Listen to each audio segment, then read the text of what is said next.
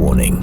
The following episode contains subject matter and scenes that some viewers may find upsetting, disturbing, or unnerving. Please note, viewer discretion is advised at all times. Sit back and enjoy. Thames Valley Police have set up a special casualty bureau to answer inquiries about the dead and injured. There are 5 lines. The numbers are 08675 715 31 I'll repeat that number. The code is 08675 and the number itself 715 31 And the police stress that those numbers are for relatives of the victims only and not for any other cause. The market town of Hungerford in Berkshire is sealed off by armed police tonight. At lunchtime in the town's high street, which was crowded with market day shoppers, a man armed with an automatic rifle went berserk. The majority were shot in the high street. One of those killed was a policeman. Tonight, scores of armed police are searching Hungerford and the countryside around it. All people in the area have been told to lock themselves into their homes. The gunman also set a house on fire. It burned out of control because the emergency services were unable to approach the scene. The town itself is still in a state of shock. Many people know the gunman and can scarcely believe what's happened.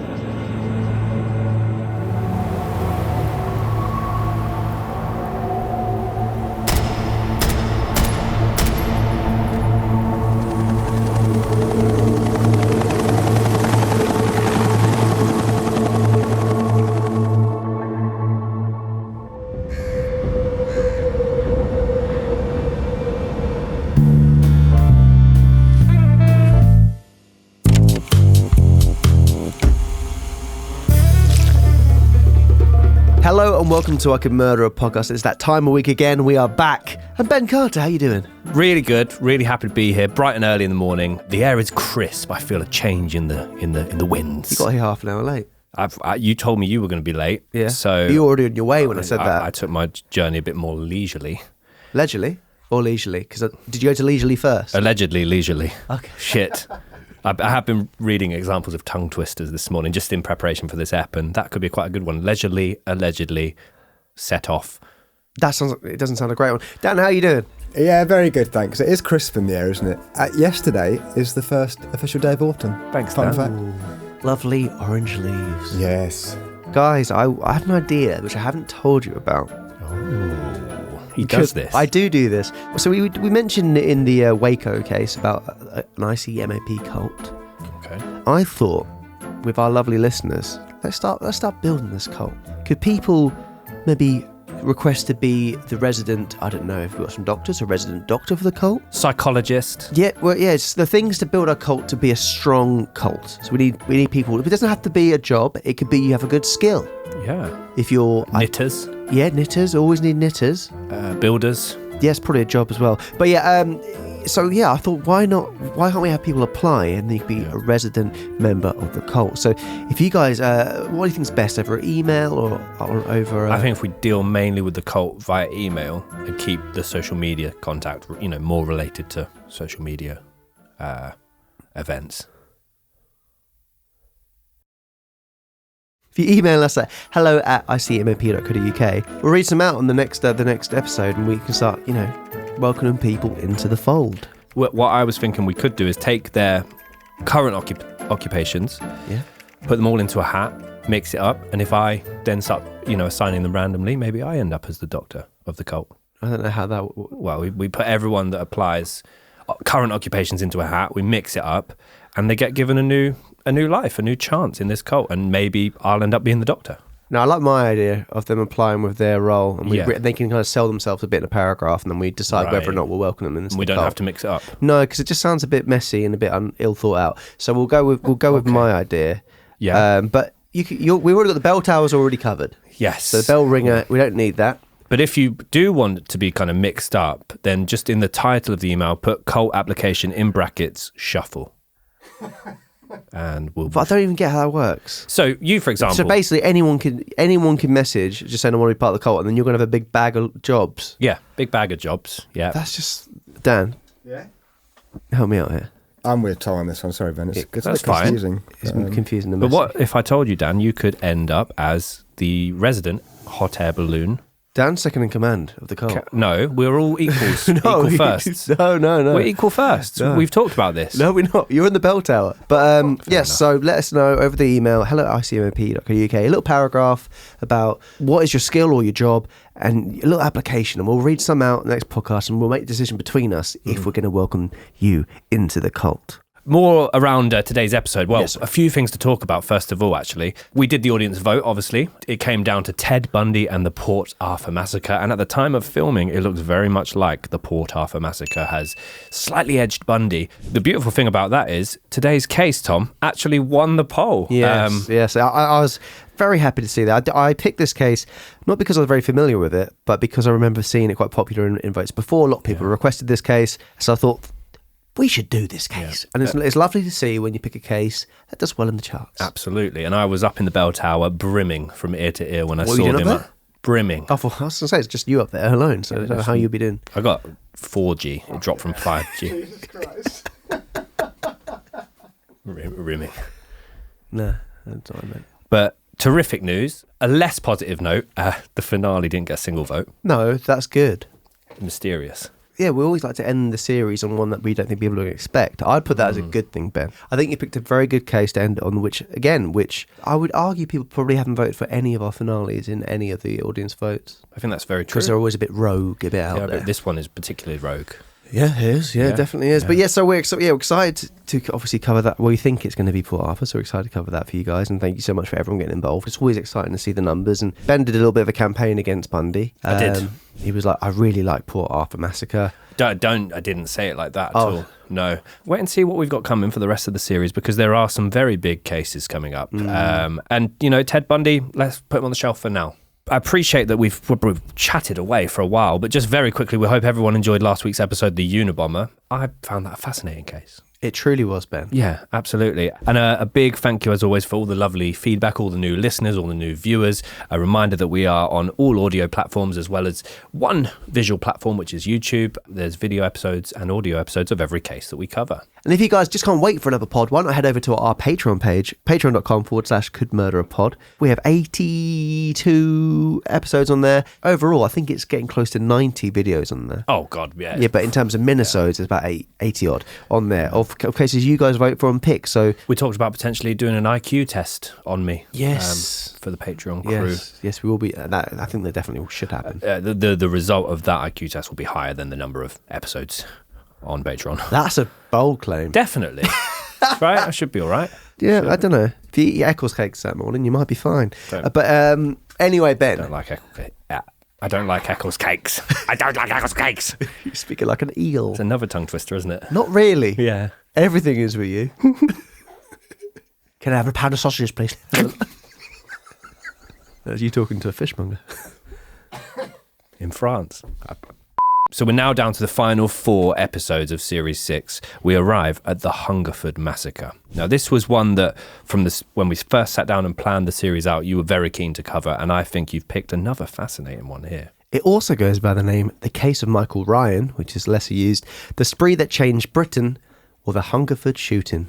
Sometimes you think names, they are a bit grandiose and a bit over the top, but this case is, the word massacre is well and truly fitted with this one, definitely. Yeah, very much so. And there's so much to unpack with this case. There's actually some very interesting conspiracies, because there's not a lot that, as we'll go on to discuss, has been left behind by the perpetrator, but some very interesting theories I've got for you to share. I'm looking forward to you going into them. Thank you so much. I really am. Yeah, good. That's really good. So this case will actually go on to change UK gun laws forever, and together with the Dunblane Massacre, it is considered one of the deadliest mass shootings in UK history. And Ben, do you have a quote to start us off? I have indeed. This quote comes from the official Hungerford police inquest into the incident. The Hungerford incident is quite unprecedented in the British experience, and we can but hope no similar incident will ever occur again. Not only was it more violent and unpredictable than anything previously encountered, but it also occurred at a location which could hardly be more remote. So this was the largest scale mass shooting in the UK prior to Dunblane.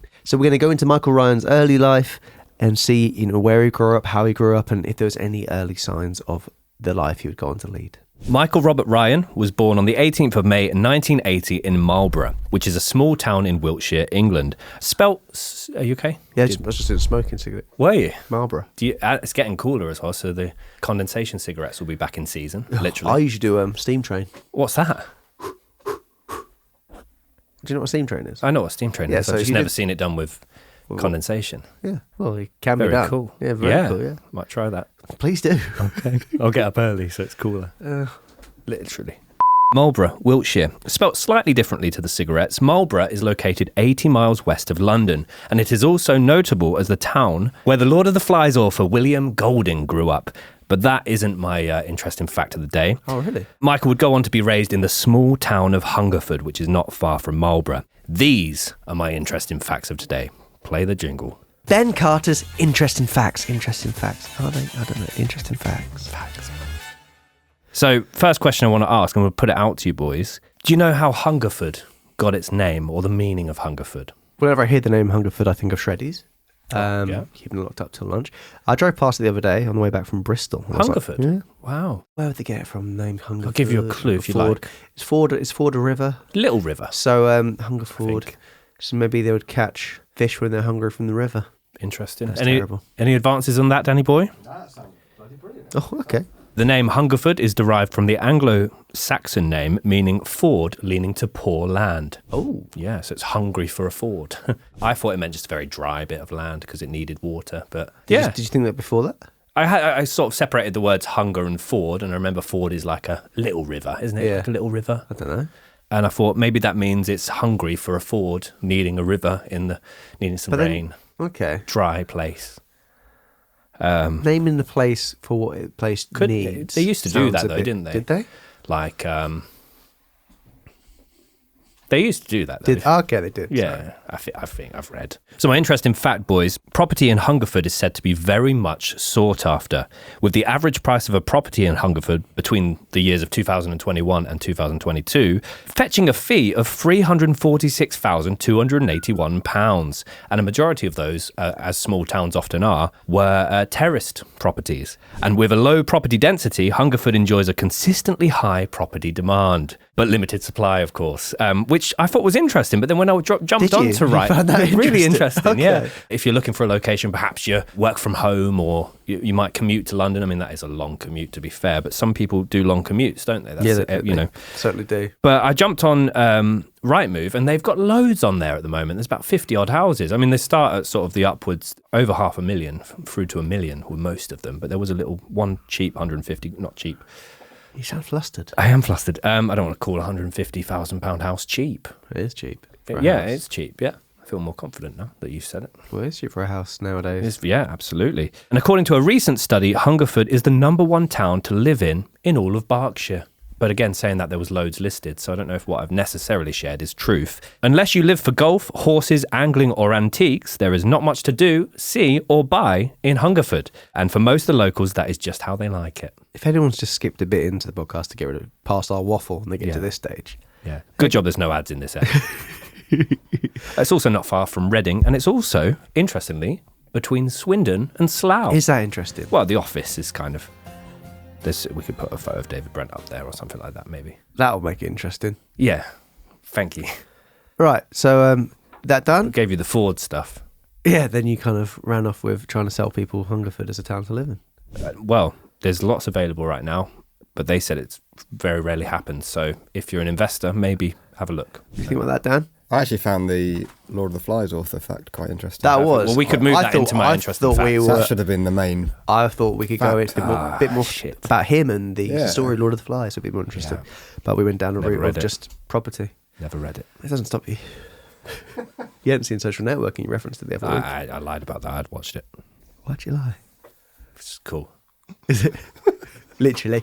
So Michael was the only child of Alfred Henry Ryan and Dorothy Ryan, a working class couple that had quite a significant age gap. The pair seemingly did everything for their son, but had drastically different parenting styles. Alfred had children from a previous relationship, and it was speculated that Michael was very envious of his other children. So let's talk about the age gap, first of all. Let's do that. You At like the- an age gap, don't you? Sorry? You don't, bitch. Go on. That could be perceived terribly. Let's see. Okay, you like an age gap, though, don't you? You said the same thing again. What's the limit? I don't know. If we've got good personality. It doesn't. And lots of money. Suggesting there's no limit. I need a sugar mummy. There'll probably be You some need some listening. sugar mummy. I need a sugar mummy. Oh, okay. Don't, come on, you heard me right the first time. Let's talk about the age gap then, first of all. So Alfred was 55 at the time of Michael's birth, whilst Dorothy was 35. 20-year age gap. It is, yeah. It has been speculated that becoming parents at a slightly older age, particularly for Alfred, is the reason why they opted not to have any additional children, although Alfred also had children from a previous relationship, so that could also be why. Mick Jagger's still... He is, yeah. All right. What for a spirit, mate? I can't do it. I was trying to do the Trip impression of him, the Trip doing the impression of him. There are motions to that impression, guys. If you're joining via audio, come and have a look. We could turn it into a GIF. No context, ICMAP would be the sort. That's when you know you've made it. Yeah, that's something I would... Guys, just a hint if you want to. Yeah, so you could get high up in the cult if you start that. Yeah, a giffer. You'd be third in charge if you start that. Fourth. Sorry? Well, actually, joint second because there's 3 people at joint first. Just second. Are there? Continue. Continue. Being the only child, Michael was very much doted on and spoilt by his mother, which we are going to go into some more detail about. However, his father, despite being incredibly fond of his son, was said to rule the house with a bit of an iron fist. Just a bit of one. Just a bit, yeah. Just the thumb and the little finger. What's less of a solid than iron? Copper? That's probably more solid. What's a really moldable metal? Steel. Aluminium. He ruled the house with a bit of an aluminium fist. No, just aluminium. Didn't do a bit of. It could just be... Oh, well. He ruled the house with a aluminium fist. Yes, there you are. Dorothy often rewarded Michael's misbehaviour. She very much shielded Michael from society and anything she didn't like. She essentially hid him from the real world. So Michael's mother, Dorothy, was a dinner lady, which I did make a note of this. Is that a universal term? Lunch lady. Lunch lady. She basically helped out with the lunch at schools. Brekkie Bird, yeah. And his father, Alfred, was a building inspector for the local council, so his father earned pretty good money. Michael's mother, Dorothy, would also later become a waitress to generate additional income for the family. Not a lot of information is available regarding Michael's childhood, but what we do know is that he generally had quite a pleasant, albeit very lonely childhood, so he basically didn't have to want after anything at all in life. But there are some elements that we're going to go on to talk about that are quite... not traumatic. How was it? That was a weird noise.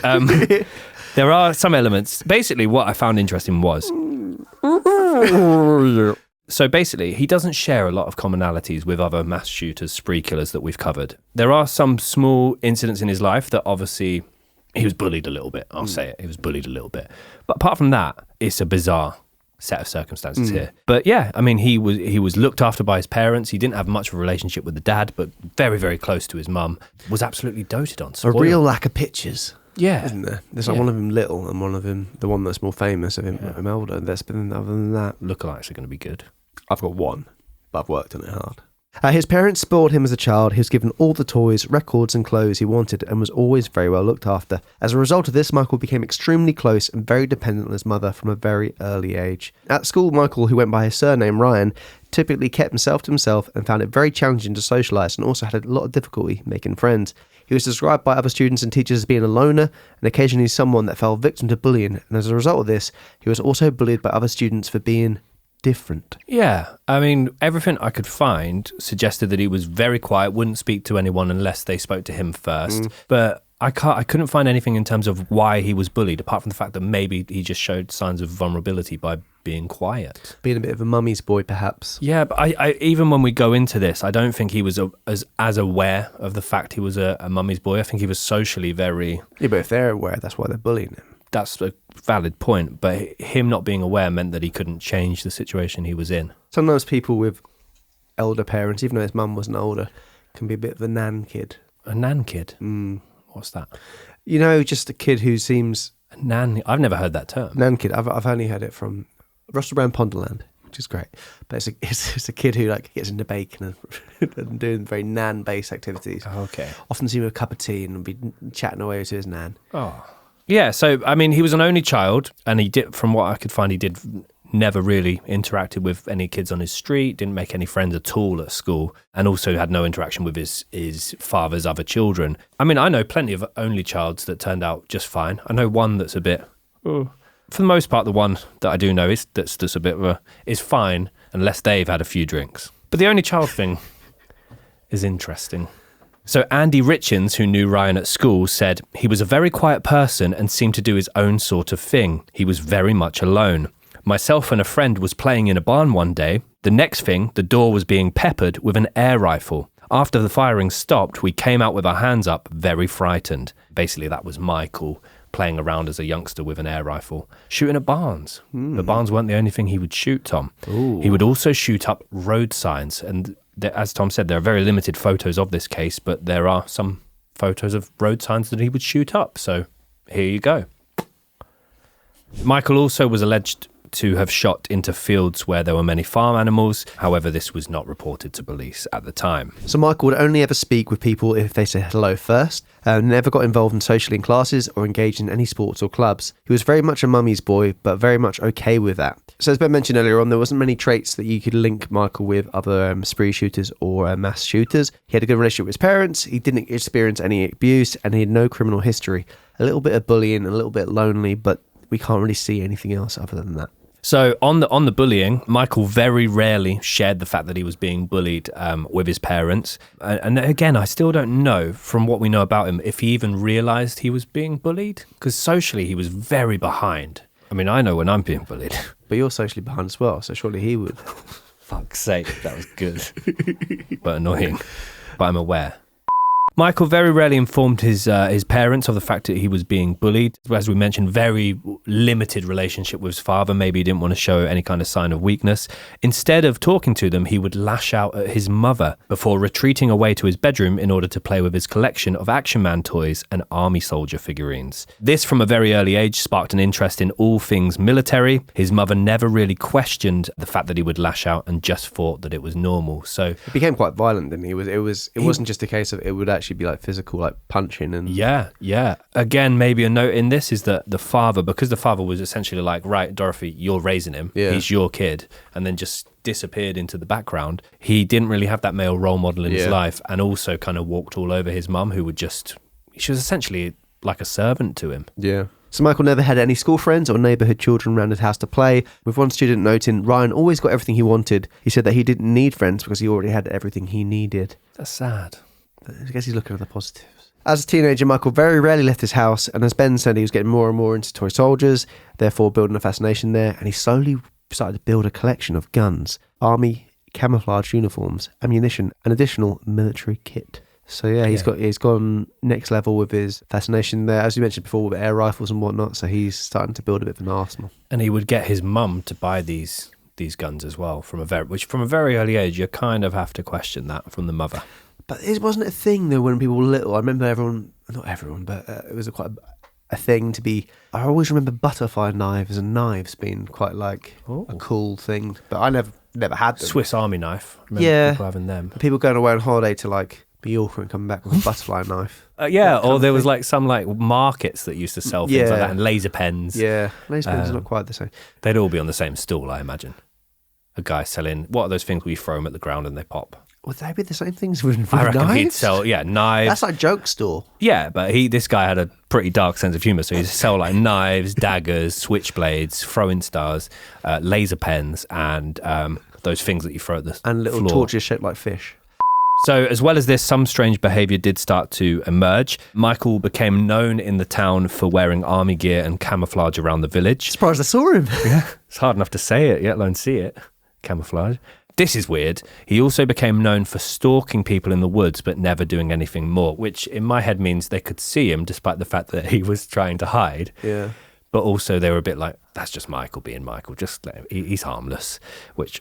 But yeah, basically it's alleged that through him hiding in the woods and watching people, he very much had a sexual appetite for that and was sexually gratified by that. It was a similar thing with Israel Keyes, wasn't it? Where he would just hide in the woods for hours watching people and was very... There's a few wood-based. There are a few wooders that we've covered. Yeah. Particular location where Michael would frequent was Savernake Forest. But locals, as I said, they saw him in there and they kind of said, that's just Michael being Michael. He's harmless. Ignore Michael wanking. We're just going to finish our picnic.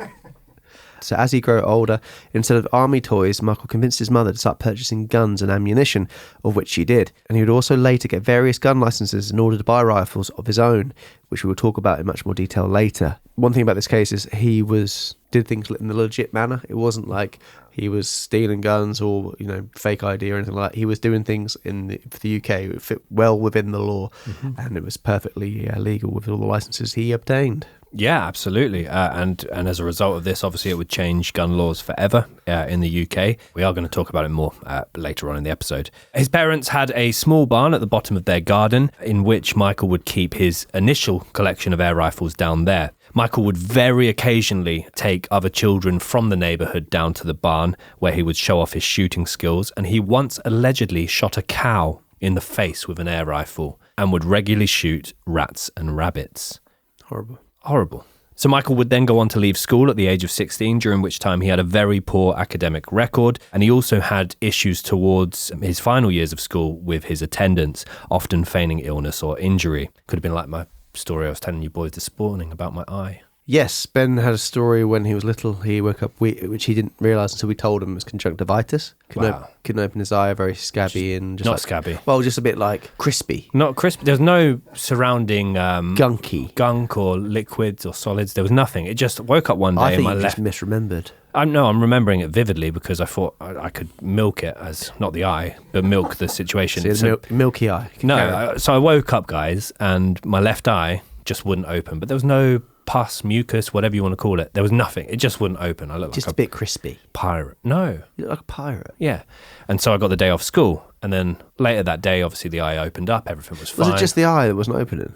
Like that, yeah. Yeah, but everything else was fine. Everything else was so fine. Why are you not going to school? Couldn't see out of one eye. That's not enough. I was about to say it's hard to read, but it's not. You can see everything. In fact, I can read better if I wink. But basically, the eye opened up. So then the next day, I have still got a very sympathetic mother. So basically then, obviously the eye opened up later on. I tried to convince my mum the following day that the eye wouldn't open again. 30 or so minutes later, she came back into the room and caught me with both eyes open. So with both of my eyes open. Yeah, sad to go to school. For any sort of under 9s listening, which I imagine there are none, I hope there are none, the eye trick. If you want a day off school, you probably get up to the age of 12. I'd say. Yeah, or the adults listening, try it with work. Email us if it works. The classic way is just the old roll up a tissue to a really thin point and tickle up your nose so you sneeze loads. Oh, okay. Yeah, makes you sneeze and you're like, I've got a stinking cold, mum. Get dressed and see how you feel, and then you're always like, by that stage, you're like, I might as well just fucking go to school. Yeah.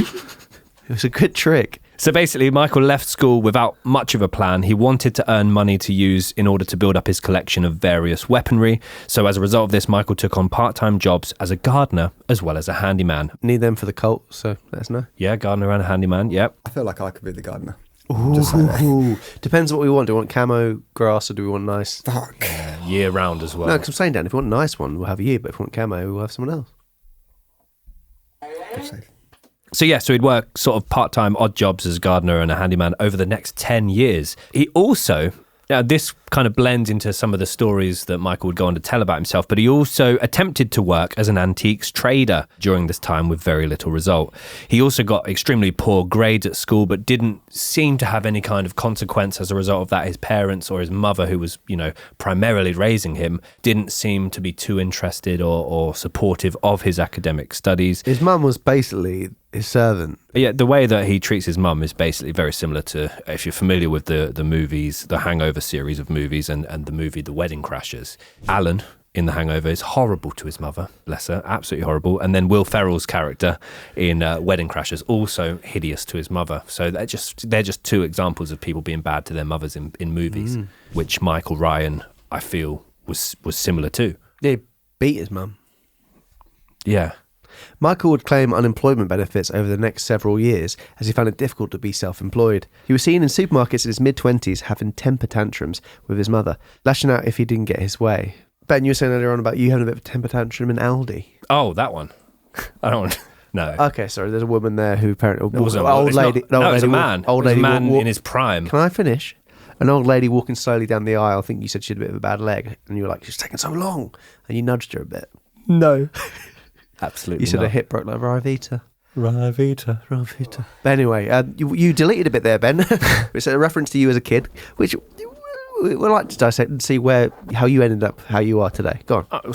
So you know how like local village newsagents, they sell a little bit of everything, don't they? Some of them do. Some of them do, yes. Yeah, well, this one in my village, basically, they had a big glass window and they used to put different toys in there that they would also sell, but it was usually sort of like anything below £20. It was hardly an Argos. And one day, I must have been 5, 6, walked past there with my mum. Go on. One eye closed. Yeah. Stop winking at her.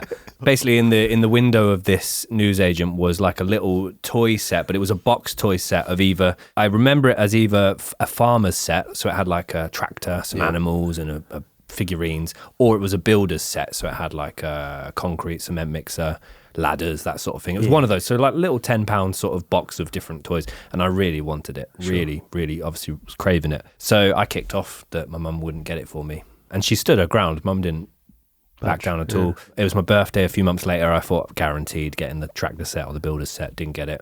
Again, I kicked off. What did you get? I actually think I got Abe's Odyssey on PlayStation 1. That didn't come out until you were a bit older there, boy. I don't know. 1997. Are we going to Google it? Yeah. Oh, Jesus. So you got that instead, you think? I'm hoping. That's much better than that. I know, but still. Yeah, 97 it was. Yeah. So you were 8. Yeah, well, 7 turning 8, yeah. You said 5 or 6. Yeah, so it probably couldn't have been that. I got a video game of some... I might have got a Tamagotchi. No, don't. It's fine. In 1985, Michael's father Alfred passed away at the age of 80 after a lengthy battle with cancer. Michael's behaviour seemed to change drastically from this moment onwards, quite similar to the Nicholas Cruz case there. So he became the man of the house there, and his mum Dorothy would be seen in public, often with bruises and cuts on her. Michael had a very cold and distant relationship with his father and showed no signs of grief when he passed away. There are also out there some very dark allegations of the relationship between Michael and his mother after Alfred passed away. There are some stories that their relationship became incestuous, which I would assume not Dorothy's wanting, but which is horrible. But it's never been proven. So, but it is out there. So we jump forward a couple of years. For almost the entirety of 1984 through to 1986, Michael, who was in his mid to late 20s, was unemployed, meaning that he spent most of those years either confined to his bedroom in his parents' house or out in the woods in his military gear. Bit of a Black Panther. Yeah, I wondered if they'd get on, Donald Nilsson and Michael Ryan. I feel like they would, but I feel like Army Donald chats, wouldn't they? Army chats, yeah, tactics, manoeuvres, weaponry, artillery, yeah, favourite sieges. Battles, yeah. Let's stop this now. So as an adult, he did show some sociopathic traits. Basically, when he was forced to interact with people that he didn't know, he told them that he was in the SAS. He told them that he was an antiques dealer. He told them that he was an international arms dealer. And he also said that he had multiple model girlfriends. He also said, this is unbelievable, that one of his colonels was going to buy him a Ferrari and also give him flying lessons. And the weirdest part of all of this is that he convinced his mother to corroborate all of his lies. Yeah, that is... Yeah, wasn't something about buying a house as well? Yeah, he was going to get multiple residences around London. Just a very interesting... I could imagine him in his camouflage gear, sat at the bar. Someone comes over. It's very Jay from In Between Us, isn't it? Very, yeah.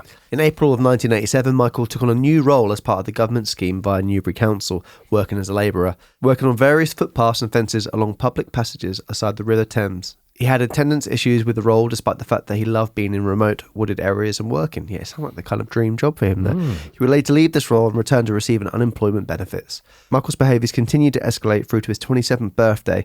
He remained unemployed and mostly confined to his room, with the exception of leaving his house to stalk people in the woods. It is known at the time that Michael's mother bought him a new car every 2 years, despite the fact that both of them were heavily into their overdraft. One of Michael's stories to co-workers at the time was that he had been befriended by an army colonel who again was giving him flying lessons and was also buying him a Ferrari sports car. Even as an adult, still get everything he wanted, a new car every couple of years. He was still continuing to tell strangers that he had befriended an army colonel who was looking after him. He also basically said that he was staying at the colonel's home regularly, which was a big countryside mansion, according to him. But colonels aren't millionaires, are they? They're sort of Good. You love slagging off the army. No, I don't. don't. I appreciate them. We've read it before, haven't we? Yeah, I don't want to go there again. But he also said that the colonel was purchasing a house for his mother as a gift. So maybe making up sort of like a male role model in his head. There are no parts of these stories that are believed to have been true. So of these different sort of stories that Michael was spinning to strangers, in the aftermath of the Hungerford Massacre, the media would go on to report a lot of these stories as fantasies, but they also added new dimensions, claiming that Michael had told people he had a homosexual relationship and as a result had contracted AIDS. An interesting story. It's an odd lie, isn't it? An odd lie. Perfect. Not a perfect lie, but an odd lie. It was perfect that you said it was an odd lie, is what. You're right. Another story that he told as well was that he was involved in a group who played war games in a fantasy series. And again, police did follow up all these different stories that Michael had been sharing in his adult life, but none of the police inquiries would show any of them to have any kind of foundation. Yeah. At the time of the massacre, Michael had no previous criminal record and no known medical or mental health condition. Michael was described by those who knew him all his life as a loner, a man without friends other than his mother, and an individual who spent most of his time in a world of fantasy. None of the fantasies were ever regarded as harmful, so no further probes were made. To the locals, Michael was seen as, I kind of think they viewed him as harmless. Quirky, a bit strange, like you would feel uncomfortable with his presence. Yeah. But you didn't see, you kind of saw, he keeps to himself, we'll leave it as that. Do you know who I'm getting a lot of similarities with? Ed Gein. Yeah, I know what you mean. Like a harmful sort of mama's boy. Yes, he's a bit weird in the woods, but it's just Michael being Michael, man. Let the boy wank.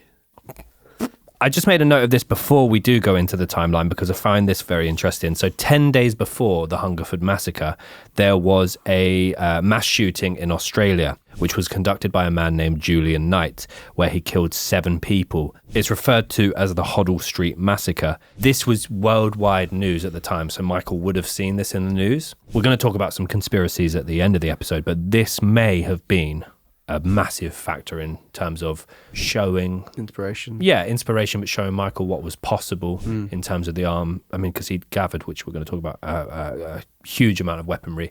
I didn't realize that until doing the research, but big mass shooting in Australia just 10 days before the Hungerford Massacre, which may have played a part in what we're about to talk about. And now we're going to go into the Hungerford Massacre timeline. August 19th, 1987. Just after 12:30 p.m, local resident Ian George makes an urgent telephone call to the Thames Valley Police, informing them that there may be an armed robbery going on at the Golden Arrow petrol station in Froxfield.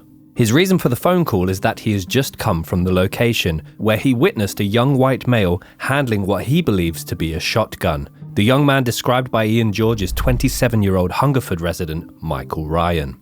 Upon vacating the forecourt on his motorbike, Ian is unaware at this point that Michael Ryan has entered the petrol station shop with the intention of shooting the cashier at point-blank range. Luckily for Kagoob Dean, the cashier on duty at the time, Ryan's gun gets jammed and her life is spared. Ryan runs back to his car and speeds away, tyres squealing as he rushes out of the forecourt, leaving Kagoob behind in a state of shock and who immediately calls the police. Unbeknown to Ian, Kagoob and the police, the attempted murder was not Ryan's first attack of the day. He has already committed a fatal shooting in the woods of Savernake Forest in Wiltshire less than half an hour before. Susan Godfrey and her 2 young children had been walking in the nearby Savernake Forest, Wiltshire, approximately 7 miles away when they were approached by agitated Michael Ryan. Susan Godfrey was actually advised by her father that this is a nice spot to go for a picnic, which adds to the heartache here. Susan, upon spotting Ryan carrying a gun, quickly ushers the 2 children into the car and tells them to wait there, all the while trying to remain calm and not express the true fear she is feeling. She gently pleads with Ryan, but he does not pay attention to her and marches her at gunpoint deeper into the forest, where he proceeds to shoot her multiple times and leave her for dead in the wooded area. Michael's actually carrying a blanket, this time a picnic blanket, and people have alleged that he is planning to rape Susan, but Susan runs away from Ryan and he shoots her 13 times in the back as she is running away. Which is just hideous. Susan's 2 children are later found by a local woman out walking in the woods. The children describe how their mummy has been shot and they're on their way home to their house with a blue door. Yeah, so it's horrific. Yeah, the woman didn't know if the kids were just playing a game, but they took the children home. They called the police, and sadly they weren't lying. And this, we're going to talk about different conspiracies, but this is argued as potentially this was his only plan for the day, to go out and potentially try to rape someone, and with that not going to plan, it alleges that the rest of the day kind of spiraled out of this particular event, which again is a conspiracy. After committing the atrocious and seemingly random murder of Susan Godfrey, that is when Michael drives his silver Vauxhall Astra 5 kilometres down the road to the pre-mentioned petrol station. Prior to the attempted shooting of Kakoob, as mentioned before, he fills up his car along with a spare petrol canister he is carrying. At approximately 12:45 p.m, Ryan is seen driving at speed through his neighbourhood of Southview, Hungerford. Neighbour Marjorie Jackson witnesses Ryan driving abnormally fast and notes that he appeared upset. She sees him get out of the car, slamming the door and rushing into his house, the property that he shares with his widowed mother, Dorothy Ryan, carrying the canister of petrol in his arms. The surrounding neighbours hear gunshots coming from the house, and it later comes to light that these shots were aimed at and killed the family dog. Not satisfied with killing the dog, Ryan also frantically douses the house with the purchased petrol, strikes a match and allows it to fall to the petrol-soaked floor, immediately catching alight and setting fire to the home. The fire will go on to ravage his own house, along with the 3 properties adjacent to it. Basically, yeah, there's very famous sort of aerial footage of this happening, and you can see right through the house, or the remains of his house, in the aftermath. It's an odd thing to go, like, he's gone on the spree, obviously, and he seems to be, as you said, perhaps it's spurned on by the failed rape attempt, but it does go from, you know, just seamlessly going to burn your own house down, kill your family dog. It's very impulsive, very random, but then there's also thought into it because he's had to get the canister of petrol. Yeah.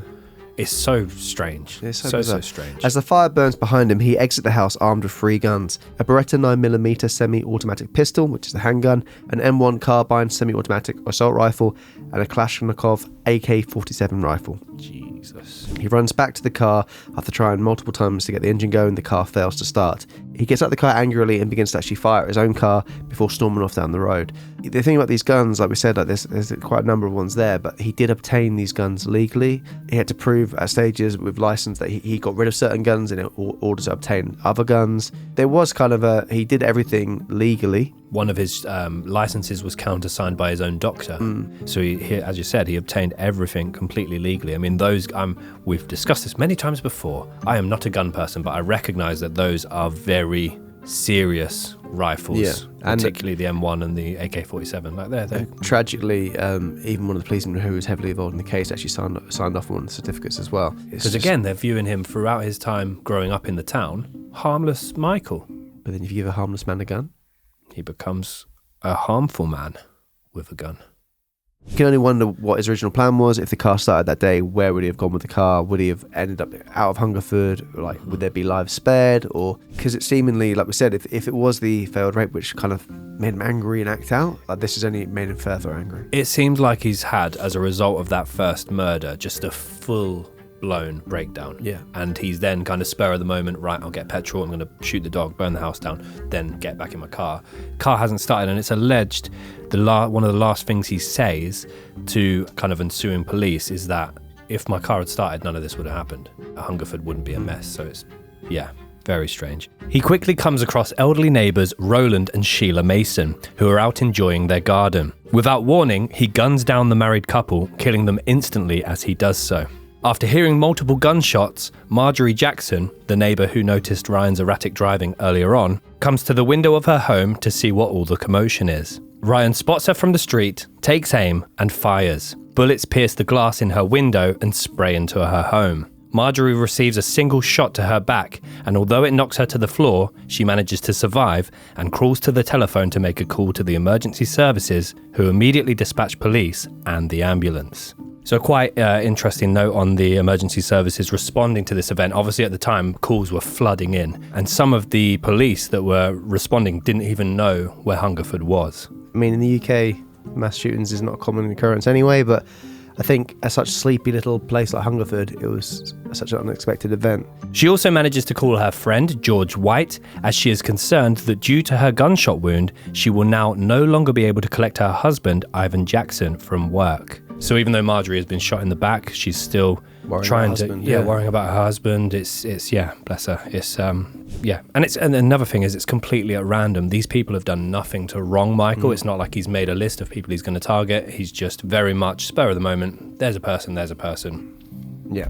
coming from a small village and growing up in small villages, it's crazy to think that this is just like any other small town or village in the UK. You walk about, you're going to see multiple people. It's just literally like imagining that, but someone with a rifle. Yeah. Which is just horrifying. So there's a recording of the call Marjorie makes to the police, and in true British fashion, she says something along the lines of, "There's a man wreaking havoc on the street. He's firing a gun everywhere. People are really scared. Oh yeah, and I've been shot." Bless Marjorie there. She's putting everyone kind of ahead of herself and being shot as an afterthought there on the call. So whilst Marjorie waits for emergency services to arrive, she continues to listen to the random firing of bullets that Ryan is pumping out in the street. Eyewitnesses report him as shooting anything and everything at random. So there's some reports that he apparently as well would see some people and he didn't shoot them. Like he smiled and he like pointing the gun at them and went bang. And they even said shh, as if like, yeah, be quiet and walk on to some people. He was waving children off the street as well. So he was sort of aware consciously of what was going on. But yeah, he's also at this point dressed in quite bizarre attire. So he's put a camouflage headband on and he's also wearing a sleeveless bulletproof jacket. So he looks very much perhaps in his own mind, like Rambo. Something out of Predator. 14-year-old Lisa Mildenhall, curious about the noise, comes out of the house to find out what it is. Upon coming face to face with her, Ryan proceeds to shoot her in the legs. Lisa manages to crawl back into the house and seek medical help from her mother, who administers first aid whilst attempting to call the ambulance. By this point, there are so many calls trying to get through to the emergency services that the lines end up getting blocked. This would be a strong criticism that the Thames Valley Police would later receive, as at the time of the shootings, only 2 phone lines to the police station were in operation. It was the old system where you had to call through and ask BT to transfer you through to the emergency services. As we said, a sleepy little town. I mean, obviously, they haven't had a need for any more than that before. Obviously, this is not a regular occurrence, thank God. This just goes to show how unprepared they were for such an attack. Yeah, well, like even the police that were responding to the scene were unarmed. Yeah. Yeah, it's a frightening set of circumstances. Michael Ryan makes his way over to the town's common, which is essentially like a central park. Green space. A very green space of a town or a village, where he comes face to face in contact with Kenneth Clements, who is out walking his dog with his family. Ryan shoots and kills Kenneth mercilessly, leaving his family to look on in horror, which is just hideous. He then heads back towards the cul-de-sac to continue his shooting spree.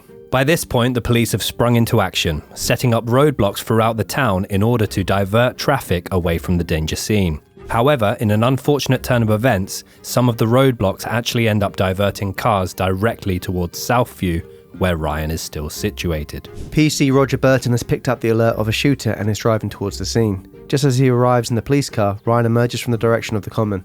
Ryan raises his rifle and shoots at him. The bullet smashes through the police car window and directly into the PC's chest. The shot forces the police car off the road and into the telegraph pole. Just as PC Brereton is radioing into the police control stating that he's been shot. He dies shortly afterwards, still clutching the bloodied radio microphone in his hand. Even after PC Brereton's life has clearly been taken, Ryan continues to shoot at the police car, leaving it riddled with a total of 23 bullet holes. PC Jim Wood, colleague and friend of PC Roger Brereton, is in the police car that was following. He arrives on the scene and comes face to face with Michael Ryan at the other end of the footpath that connects to Southview. Ryan starts shooting towards him and the other policemen on scene. The bullets narrowly miss the men and they're lucky to escape with their lives. After firing at the police, Ryan moves on, turning his attention back to the street. Mother and daughter Linda and Alison Chapman are approaching Southview in their car when they come face to face with the shooter. The 2 women initially think he must be part of the police team, but quickly realise otherwise as he takes aim at the car and starts shooting. Both women are shot, but thankfully they both survive and manage to escape the scene by putting the car into reverse and driving off. Ryan moves along Fairview Road, and that is where he comes across 84-year-old Abdul Khan, who is shot and killed in his garden. Alan Lepetit, a local coalman who was friendly with Ryan, is also shot as he is rushing home to check on his family. He luckily survives his gunshot wounds. Next in line is an ambulance that has arrived on scene at Southview to treat the wounded victims. Ryan opens fire, shattering the windscreen of the ambulance. Both Hazel Hazlitt and Linda Bright manage to escape with minor injuries. They back out of the narrow cul-de-sac to safety, radioing into the second ambulance en route to warn them of the imminent danger that awaits them. At that same moment, Marjorie Jackson's husband, Ivor, is arriving home with his friend George White. Naive to the severity of the situation, the 2 men drive straight to Ryan's path, who immediately starts shooting at them. You would have thought that Marjorie would have told George, so naive to the incident a bit. peculiar. Yeah, I mean, maybe they thought, again, because the diverts had been put in place, maybe they thought they were driving to safety. And they obviously, if Ivan knew she'd been shot, he'd want to get there by any means. Yeah. But it's horrible. I was walking the dogs this morning around the village, and just the idea of a British village with someone roaming about with rifles. Might be people listening right now, walking around in a British village or town. Alone and living by himself. Yep. Rats in the garden that he kills. But don't think he kills them. Pardon? I'm talking about someone made up. Yeah. The imaginary person. Yeah. Yeah, he wants a fish tank in his room like James Bond. He thinks he's a secret spy. What else have you got? What do you mean? It's an imaginary person. I know. You're a creative guy. Yeah. Really creative. Yeah. I was walking the dogs this morning. British village. Was a city boy for many years, but now a village boy again. Why are you selling yourself here? Anyway. You're a city boy. You live in a little village outside of Leeds. Yeah, well, that's a big city. You weren't in it, though? I was pretty much in it, 5 minutes. But the idea of someone clearly without their mind roaming through a village or a small town in England with rifles, just taking pot shots at random people, is absolutely horrific. Whereas this kind of thing happens more frequently in America, which we've talked about. But just this idea that he's just randomly going up different streets, shooting different people for no reason, it is a spree, it's a rampage, and it's just that idea, this happening, the point I'm trying to make, although I've gone quite a scenic route about it, is the fact that this could happen in England terrifies me. And the fact that it did happen. It can happen anywhere. It can, but it happened in England, and that scares me. Guy walking around without his mind. That's what you said, which is a lot Pretty of much, yeah. isn't it? Conversational piece, that. It's interesting hearing the point of view of a city boy about this. Thank you. So, could we go back to the case? By all means. Thank you so much. One of the bullets penetrates the car window and hits George White, killing him instantly. Another bullet ricochets off part of the car and hits Ivor Jackson in the ear. Ivor collapses back into his seat, playing dead and praying that Ryan will bypass him if he believes him already to be dead. There are now 2 cars blocking the narrow alleyway to Southview, preventing easy access for the fire service who are attempting to arrive on scene to get the now blazing houses under control. Yeah, because that's the point. That's still all ongoing. The scene is horrific. Like in America, this happens every day, everywhere, constantly. But in a little village... In England, yeah. And that's coming from... I used to live in the city. Ryan's mother Dorothy is driving back to Southview, on her way back home after a job interview. A neighbour runs out into the road, attempting to stop and warn her, but she ignores him and drives onwards. She arrives home to find the street blocked by 2 cars containing George White, Ivor Jackson and PC Brereton. She gets out of her own car and immediately spots her son, Michael Ryan, armed with a gun and randomly firing at objects in the street. She cries out in horror for him to stop. He takes pause for a moment and turns his face to his mother. Her pleas do not register with him, and he stares blankly back at her before raising the gun and shooting her 4 times, killing her in her own front garden. By this point, the tactical firearms unit had arrived in the vicinity. They had been contacted after the first report of a shooting. However, that particular day, the TFU had been on a special training day over an hour away from Hungerford. Up until this point, no armed police officers had been assigned to the scene. So again... How do they even drive together? That's good. That's another point the police kind of made about this case was we like to live in a society over here where the police aren't armed and the public therefore feel safer. You know, there's the complete polar opposite over in America where people think guns make it safer, etc., etc. We won't get into that. So saying you can't have it 2 ways, you can't expect the police to turn up armed immediately if we want a society where it's not needed. So, which is quite an interesting one. Like, the death of his mother slows the pace of the shootings down, and Ryan decides to turn away from the housing estate and head towards the town's playground and open-air swimming pool. Because the mother as well, like, that's his best friend, and he's either just completely going through some sort of psychological breakdown and not registering with the fact that it's his own mother, or there's another conspiracy that there had been some fairly incestuous relations between the two, and as a result, his reaction was to go on this spree.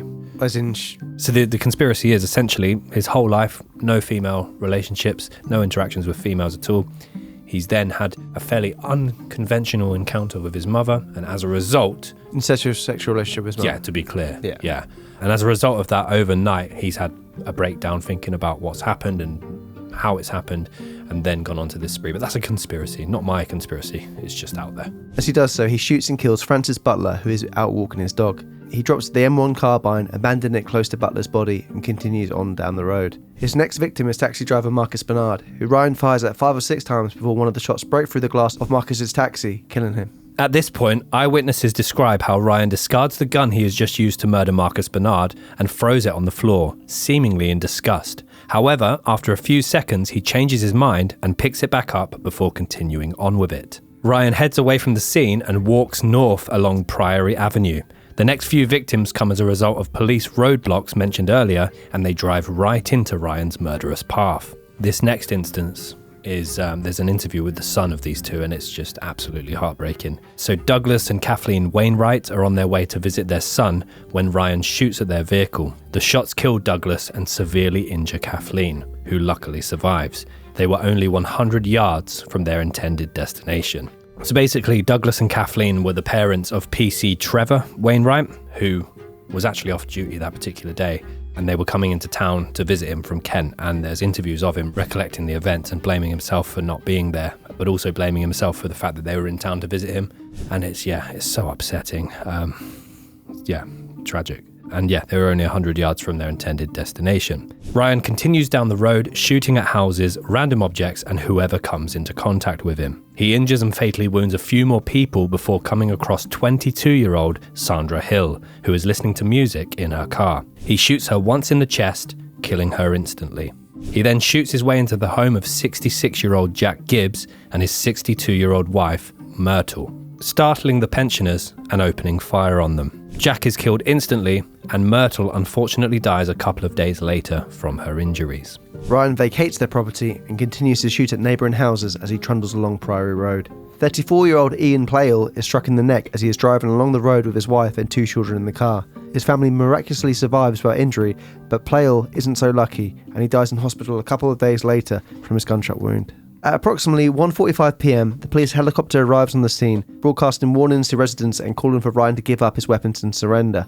Hungerford resident George Noon takes his grandchildren inside out of harm's way before Ryan spots him, takes aim and shoots him in both the eye and the shoulder. Noon luckily survives, although his vision is impaired for life. Ryan continues along Priory Road before coming to his old school, John O'Groats, at around 2 p.m. The school thankfully is closed for the summer holidays, and there are no teachers or children on site. So obviously, summer holidays, it was actually market day though in Hungerford, which meant that the streets would be busier, the market would be on, but luckily he's not gone in the direction of the market. It is unknown exactly what Ryan did in the school within the next hour or so, but after the TFU had been instructed to stake out the school as a possible location, they spotted Ryan in a 3rd floor classroom as he draws attention to himself by throwing his remaining rifle out of the window. This leaves him with just his handgun. At approximately 5:26 p.m, the police hear Ryan's voice for the first time and manage to coax him into an exchange of words, hoping they can convince him to surrender. Ryan repeatedly asks the officers about the welfare of his mother and exclaims that Hungerford must be a bit of a mess, asking how his mum's doing after shooting her. That's it. He must have been in unless this is just him trying to be smart, which I don't think it is. He's clearly in some sort of huge psychotic breakdown. Other reported mutterings include him saying, "If only my car had started," and exclaiming that he had a live, unpinned grenade. The officers report Ryan as appearing lucid and relatively calm, and they remain hopeful of the situation. Just after 6:30 p.m, Ryan allegedly says, "I wish I had stayed in bed." At 6:52 p.m, officers on the scene hear a single gunshot. Michael Ryan has pulled the trigger of his Beretta handgun and committed suicide, bringing... That should have a G in it, sorry. Yeah, like a Cadillac. Should have a G in it. Bringing the day's atrocity... Fucking great. Bringing the day's atrocities to an end. The events of that day and Michael Ryan's cold-blooded actions left 17 people dead, including himself and his mother, and 15 others seriously injured. 4 houses, including his own, were destroyed in the fire. So that was the timeline. We're now going to move into a bit of the aftermath of the Hungerford Massacre. So to date, it is still unknown what forced Michael Ryan to behave the way he did that day and commit such an atrocious act of terror. If there had been any evidence of prior planning to his home, that was all destroyed when he set light to the property. Another interesting point to make is that if anyone could tell you about what was going on with his own mental state or in recent behaviours, it probably would have been his mother, obviously his best friend, person he spent the most time with, but obviously he's gunned her down. So there's no way of knowing what his last few days, there's no friends, there's no one to give an insight into where he was mentally in the build up to the massacre. The impact that the Hungerford Massacre had on society was immense. It changed policing tactics in the UK as well as the general attitude towards the use of guns forever. A year later, semi-automatic weapons were banned by the government. up until that point, they could legally be acquired, as Michael Ryan had done so. All his guns were legally owned. The Firearm Amendment Act of 1988 was introduced to control the sale, ownership and use of automatic and semi-automatic rifles, and the FCC, which is the Firearms Consultative Committee, was also introduced by way of monitoring, reviewing and improving the legislation moving forward. Due to the mess that ensued as a result of the failed communications helpline, which Tom pointed out, police were granted a new system with separate channels for serious incidents. The Hungerford Massacre still to this day remains one of the UK's worst mass shootings. I believe Vodafone actually, on the day of the attacks, helped try and provide more lines to the people making the calls. Wow. Because so many calls were going through, they provided new lines for the police directly. But yeah, it's a staggering case, a very interesting case. I can see why so many people have asked for this and nominated this so many times since we've been doing the podcast. A lot of unanswered questions. And Ben, you mentioned numerous conspiracy theories that you're going to reveal to us now about theories of why this attack happened and try and shed some more light. So the first kind of conspiracy is that 10 days before the Hungerford Massacre, Julian Knight massacred 7 people over in Australia, which was dubbed the Hoddle Street Massacre. And again, it was global news at the time, so Michael would have seen that on the TV. Another common belief is, without any kind of clear motive or suicide note or any kind of manifesto left by Michael. So a lot of people believe that literally there was no planning to this, no premeditation to this. It all literally spiraled from his first victim, Susan Godfrey, that basically being that he planned to rape her. It then turned into a murder when she tried to flee, and as a result, he's just escalated his behaviours and it's all spiraled well out of control. And then finally, a little more of a loose conspiracy is that there were allegations and rumours around town that he had engaged in an incestuous affair with his mother in the days leading up to the attack, and as a result of that, he festered on his emotions and mental... Yeah, so it's very spurious, isn't it? I mean, I can't see why that would then lead him to do that. No, I mean, the only thing that kind of lines up with it is the fact that he then went and murdered his own mother, set fire to the house. Yeah, but then you'd imagine I'd imagine if that was the reason that he would just have killed his mum. Yeah, first. It seemed like she only killed her by chance. I mean, the whole massacre seemed to just be wrong place at the wrong time for all of his victims. He hadn't pre-selected any of them. There's theories that basically in the days building up to the massacre, something happened between him and his mother that caused him to spiral out of control mentally, and then obviously he's gone to the woods, as he often would have done, but this time armed fully, and it's just escalated then onwards. But that's the interesting thing. None of his childhood lines up with any of the other mass shooters or spree killers that we've covered. There's not really, apart from a little bit of bullying and the fact that he was raised predominantly by his mother, very loose, distant relationship with his father. He's not endured any abuse. He's not... There must have been some mental health conditions that he was never diagnosed with, it seems. Yeah, I agree. There could be no other explanation for this. Yeah, and there are lots of similarities with the Nicholas Cruz case in terms of him to be able to do and get away with whatever he wanted, and there was seemingly no consequences to his behaviours, and it's escalated to this point, and it's just, it's an absolute tragedy. So also, obviously, as we mentioned, throughout his childhood, as well as his teenage and early adult years, so throughout most of his life, really, he had very heavily immersed himself into the world of war and soldiers, and basically convinced himself. He had a lot of sociopathic behaviours. He was telling people when he needed to interact with strangers or people he'd just met for the first time, he was telling them that he was part of the SAS. He was telling them that he had a colonel that was buying him a Ferrari and giving him flying lessons and all this stuff. It could be that in some warped reality of his, he convinced himself he was a soldier. And everyone was the enemy. And everyone was the enemy. Set himself a mission. Exactly. The part that really confuses me is the setting his house on fire part, because to do that, he's had to plan it somewhat. He's driven to the petrol station, got his canister of fuel. Well, then it's not planning this, because he could have just had the idea when he was at the petrol station. Yeah, but... And also, if you follow his footsteps on the day as well, he's not covered like a large... He's just literally walking around in a circle, pretty much. It's such a weird case, isn't it? It'd be fascinating to know if, sliding doors moment about the car starting, what that would have meant. I would have thought, if anything, probably the car not starting saved many more lives, I would have thought. Yeah, he must have had in his mind, maybe.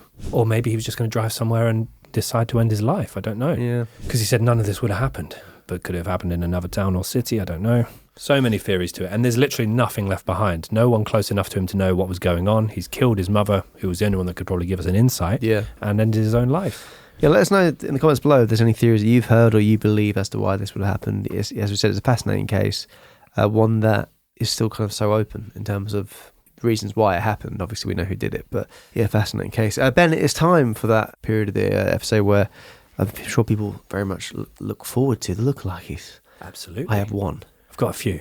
Now it's time for the lookalikes. What does it look like? That looks like a bit like that. So it looks a bit like this. Do you want to go first, Ben? I did struggle. Yep. I wanted to use the I'm just waiting for a mate guy, but I couldn't use him because Snowtown. I already used him. That hasn't stopped you before. Have I repeat used? I used Michael Shannon last week for the second time. I have repeat used. I'm not going to use him, but that's actually a good one. Yeah, it's not a bad shout. So my first one, I told you about this yesterday, and it's kind of threw it at you, thinking I probably won't actually use it. I'm going for Nick Frost, particularly Nick Frost of the Shaun of the Dead era. Any more? I've then gone for Sam from Game of Thrones. Put a bucket hat on him. No. I've then gone for Sidekick Simon. That's good. Tim Keys, yeah. I get someone, or at least I know, I didn't want to bring people, him up. two people say that I look like him. No, you don't. You don't. Yeah. No. And then finally, I don't know why, I get a little bit of young Donald Trump. Not young, but sort of middle-aged Donald Trump. Just in the face a little bit. It's the eyes, isn't it? Yeah. I like that one. The reason I like it, Ben, Yeah. is unorthodox. Okay. And I can see it. Thanks so much. Thank you, guys. One of the best. Yes, I've done. Holy shit. Six and a bit series. This is either going to go well or not, mine. But you said you put a lot of work and effort into I'll this. show you it, yeah. Hear me out. Right. We're going to pop a visual up while you do this, Yeah. right? Yeah. So I've gone for Paul Dano, but then Fat Booth in black and white. It's the eyes. Very good. It's his eyes. I think there's something about The eyes, literally, if you have them like that. 1, 2, 3, yeah. If you put the pattern on his hat as well, which I'm sure you can do because you're good at that. Yeah, I had to Fat Booth him and put him in black and white, which is cheating in a lookalike thing. It's good though. Yeah, Paul Dano. But I think Trump, weirdly, would win that. He's got something in the face. Definitely has. Yeah, probably find a better photo than that, but yeah. Young Trump, well, not young Trump, but Trump in his 30s. Yeah, Home Alone Trump. Yeah, thank you. Home Alone with his mum Trump.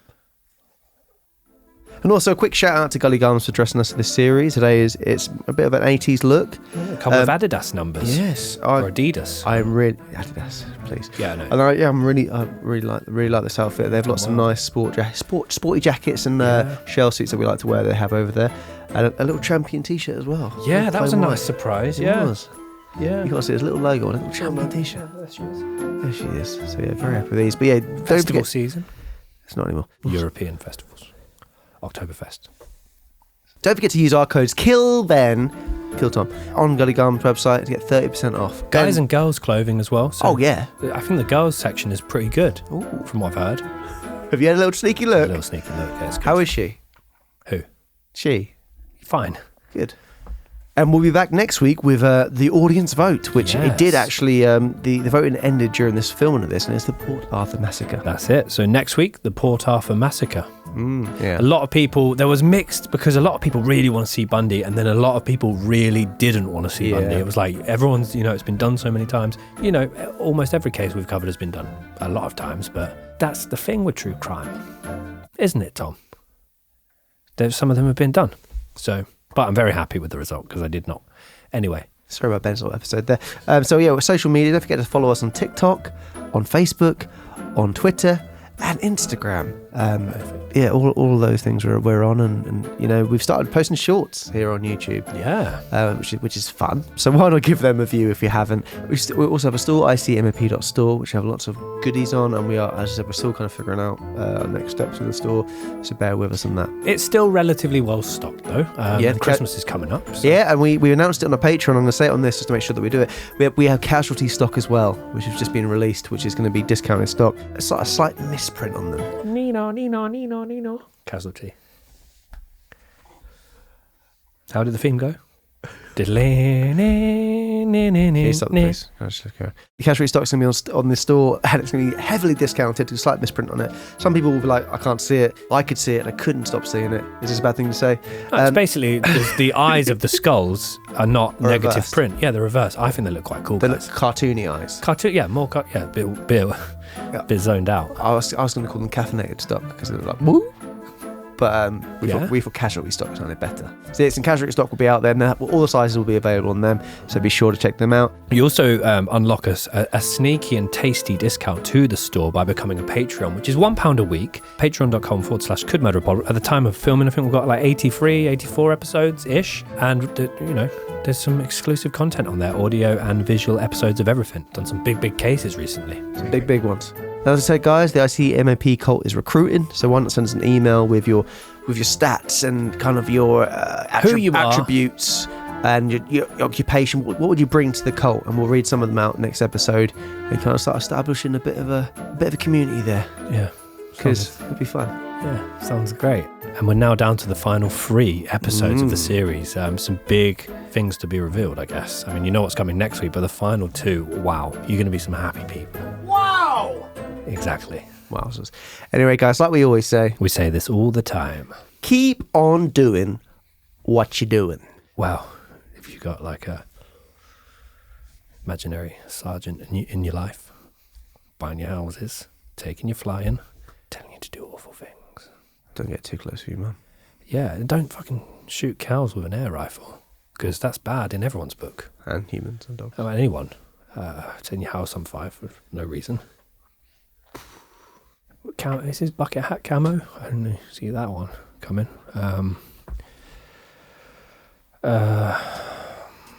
And if you get bullied at school, tell people about it, because then you can get help. And if you don't do that, then why not do that?